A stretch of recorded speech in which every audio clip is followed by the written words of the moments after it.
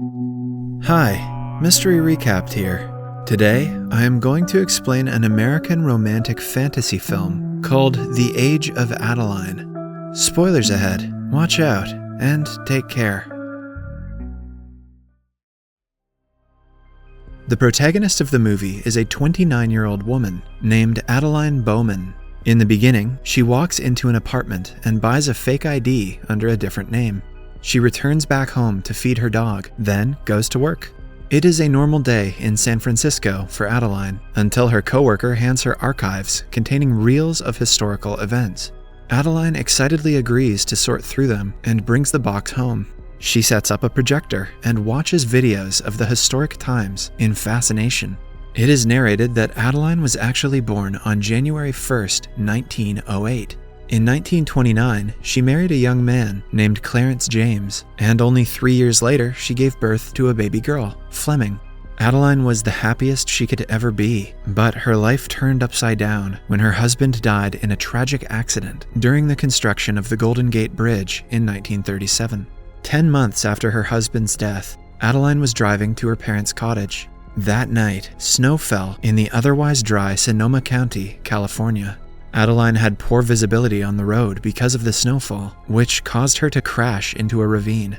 Tragically, she died, freezing in the water. But something magical happened next. She was struck by lightning and brought back to life, and from that moment onwards, Adeline hasn't aged a second. As she grew older, she realized she had this unique condition, but thought it was because of a good diet, exercise, and simple luck. This is what magazines want us to believe, but it's not usually true. But as time passed, her appearance at her age became almost abnormal. Her daughter, Fleming, grew older, and the two started looking like sisters as Adeline didn't age. One day, she is pulled over by a policeman for a minor traffic inconvenience, but the man doesn't believe she is 45 years old. This makes Adeline realize she cannot live with her condition. Hence, she moves to San Francisco, a city where everyone is fake, from her suburban neighborhood, to study medicine and research her condition. However, even after a year of research, she acquires little to no information about her condition. She is eventually forced to accept the fact that there is no scientific explanation for why she doesn't age. One night, while returning home, she is approached by FBI agents who suspect her of being a spy because of lack of record of residence. They pull over their car by a plane, and taking the opportunity, Adeline flees from the place. Starting then, she has always been on the run, moving from state to state and changing her name every few years. It is currently 2014, and Adeline is 106 years old, but neither her appearance nor her health has changed since she was 29. Her daughter, Fleming, has aged gradually and looks old enough to be Adeline's mother. Currently, she is living as Jennifer Larson and is about to move in 7 weeks under a different name. On her 107th birthday, Adeline's blind friend Regan invites her to a New Year's Eve party. Adeline dresses up beautifully and arrives at a lavish mansion. There, she sees decades-old pictures of herself and reminisces about her friends. Adeline meets Regan, who jokes about only younger men liking her, not knowing that she doesn't age. While they talk, Adeline locks eyes with a handsome young man across the room named Ellis Jones. They exchange a few glances, but do not talk throughout the night. When the clock hits midnight, Adeline is about to leave when Ellis joins her in the elevator. They introduce themselves and get to know more about each other. Adeline introduces herself as Jennifer, trying to stay as far away from him as possible. It is clear that Ellis is more interested in her than she is in him. He awkwardly escorts her out and asks her how they can meet again, but Adeline leaves after wishing him a happy new year. The following day, she goes to meet Fleming for lunch. The mother and daughter hug and have a happy conversation. Fleming tells Adeline about her plan to move into a retirement home somewhere far away, which Adeline is not happy about because she wants to stay closer to her daughter. Adeline is nostalgic and wants to see her daughter in diapers again. The next day, Adeline is surprised to see Ellis walk into her work. Ellis has become a stalker in a single day. He has somehow found out where she works and has brought her books as gifts. This time, he bravely asks her out on a date, and seeing the man try so hard, Adeline agrees. Besides, he probably knows where she lives. She asks him to take her to a place she has never been before in San Francisco. Ellis accepts the challenge and takes her to the recently found historic tunnel. An impressed Adeline asks him many questions, but when it's her turn to talk about herself, she only mentions that she has a dog. Before leaving, Adeline tells him about her plans to move to a different state soon. Hearing this, Ellis asks her out on a second date and makes her accept it after telling an awful joke. In the following scene, Adeline goes to Ellis's apartment for their date. Ellis surprises her again with his innovative dish. The two have a wonderful conversation while drinking wine and listening to jazz music. Ellis tells her about his father, who is an astronomer and is famous for discovering an unusual comet. He also reveals that the New Year's party wasn't when he first saw Adeline. Ellis is somehow still getting creepier. In fact, he had first seen her a while ago, sitting near the library in a blue dress, and instantly felt drawn to her. The two look into each other's eyes and move closer to kiss, but Adeline pulls away, refusing to act on her feelings. She is afraid to be close to anyone, since she is always moving and changing her identities. Ellis hides his disappointment and asks her more about herself. His words overwhelm Adeline, and the two finally kiss. The following morning, they wake up on Ellis's bed. As Adeline goes to work that day, she passes a park and remembers the time a man was waiting for her on the same park bench. It was her lover from a long time ago who wanted to marry her, but Adeline had to leave him because of her condition. Later, Adeline walks home to her dog, lying limp on the floor. She rushes him to the vet and finds out that his kidneys have failed, so it would be best to put him down. Later, Adeline returns home distressed and looks at an album with the pictures of dogs she has had over the years. This might be the worst thing about immortality.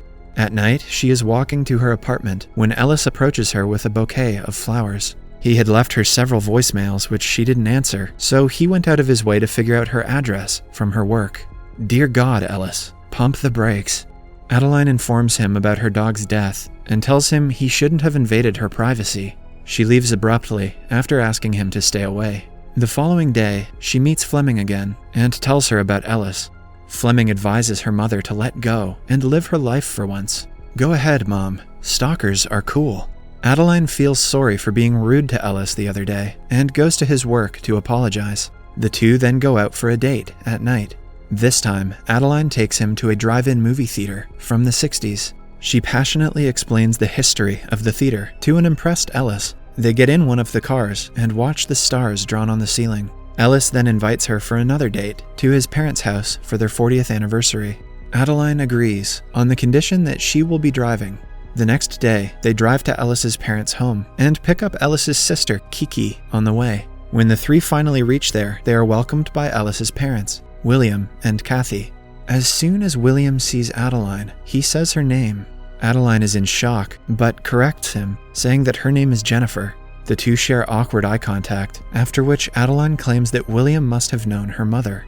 William is visibly shaken, seeing how much Jennifer looks like his old friend Adeline. Hence, he is in utmost shock when Jennifer tells him Adeline passed away a few years ago.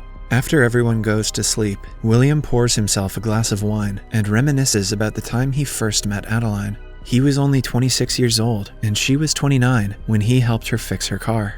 The two instantly got along, and even though Adeline went by the name Della at the time, she told William her real name. The two quickly fell in love and traveled to America together. It is then revealed that William was the man who was about to propose to Adeline at the park, but Adeline got to know about it and stood him up. She actually loved him, but couldn't risk her secret being out. Back in the present, Adeline cannot fall asleep at night. Over breakfast, William again brings up Adeline and talks about how nice of a person she was. His face lights up when he talks about her, and as he praises her, his wife Kathy gets up and walks away. William goes behind her to ask her what is wrong and finds out that she feels like a second option to him after Adeline. He reassures her that he loves her, and the two kiss. The day passes, and at night, the family gathers for a game. They have a tradition of playing a tabletop trivia game that William has a 47-game winning streak on. As the family talks, Kiki says that the comet William discovered is called Della. The family believes that the name is set after William's aunt, but Adeline realizes he named it after her. She holds her tears and continues playing the game with the family. She eventually beats William's record and wins the game, surprising everyone. If he's surprised now, wait until he finds out what his ex-girlfriend is doing with his son. A while later, Adeline goes out for a walk and is startled to see William, who is stargazing. The two have a nice chat, and William tells her he was about to propose to her mother. Before leaving, Adeline also confesses that her mother loved him, no matter what.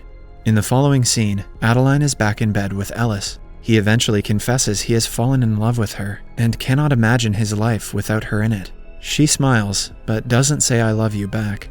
The next morning, Adeline goes for a walk, and runs into William again. He sees a ladybug on her head, and helps her remove it. While he is at it, William notices a scar on Adeline's wrist that is identical to the one his girlfriend Adeline had. He remembers it clearly because he was the one that stitched the wound for her, and even has a picture of them together where Adeline's hand is bandaged. He finally confronts her and asks her for the truth. Adeline comes clean. She tells him she doesn't know how it started, but she doesn't age. She also admits that her condition was the reason she left him. William asks her if she will leave his son as well. Adeline gets overwhelmed at the question and runs back to the house in a hurry. She quickly packs her bags and leaves a note for Ellis, who is still in the shower. As always, Adeline has decided to run away so she wouldn't hurt anyone. Then, she steals his car. She drives away as William tries to stop her. When Ellis comes out of the shower, he is heartbroken to see the note. He gets dressed and asks William what he said to Adeline. William just says that she is not ready for the change. He asks his son if he actually loves Adeline. Ellis says he does because nothing in life makes sense without her, even though he hasn't known her for long.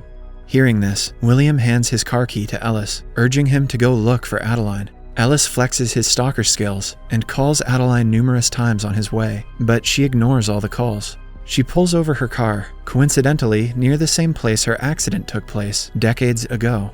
Adeline reminisces about the times she has run away from life and realizes she loves Ellis too much to stay without him. She then calls Fleming and tells her she is going to settle in life.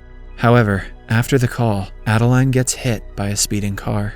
Her body lies limp by the side of the road, and for the first time in 78 years, it snows in Sonoma County. As the temperature drops, Adeline freezes, and her heartbeat eventually stops. Just then, Ellis arrives there and performs CPR to try to bring her back. A while later, the paramedics arrive at the scene and place 2 defibrillator paddles on Adeline's chest. They administer 750 volts of electricity, similar to the one she had gotten when the lightning struck her decades ago. Because of it, she finally takes a breath and is brought back to life. In the following scene, Adeline is in the hospital with Ellis. He apologizes for saying "I love you" too fast, but Adeline kisses him, claiming that she loves him too. She then opens up about her condition to him and reveals that she is actually 107 years old. Upon hearing this, Ellis dumps her immediately. Just kidding. Strangely, Ellis is calm, even after hearing the truth. It is now a year later. Ellis and Adeline are a happy couple living together. Adeline even has a new puppy that Fleming looks after most of the time.